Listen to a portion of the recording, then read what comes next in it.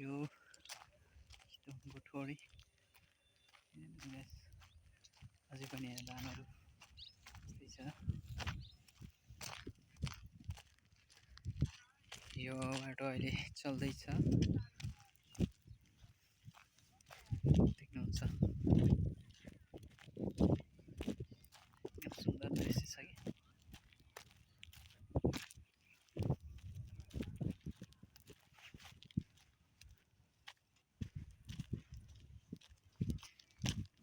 यहाँ धानको बिटाहरू के साह्रै अहिलेसम्म पनि छ कि पुरै देख्न सक्नुहुन्छ हैन।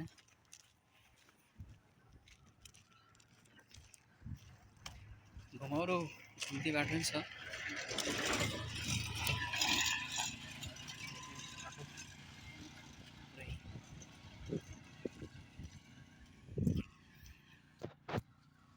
अझै यो धान काटेको त त्यस्तै हो, कोही ठाउँमा काटेर भइसक्यो, कोही ठाउँमा बाँकी नै छ, देख्नुहुन्छ है। बाउबाजेले नुन लिन आउने ठाउँ ठोरीको, यो ठोरी चाहिँ यो गाउँपालिका गएको छ नि, पर्सा जिल्ला पर्छ, देख्नुहुन्छ असाध्यै राम्रो छ, एकदम रमणीय गाउँ छ कि। तपाईँहरूले पनि चाह्यो भने यता घुम्न आउन सक्नुहुन्छ।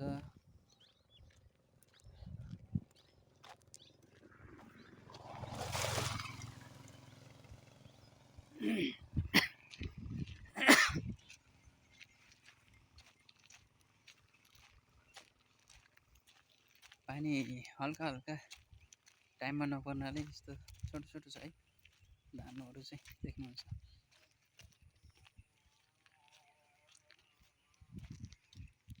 ल साथीहरू, सबैजना साथीहरूलाई मेरो युट्युब च्यानलमा चाहिँ धेरै धेरै स्वागत छ। ल यति भएपछि हजुरहरूलाई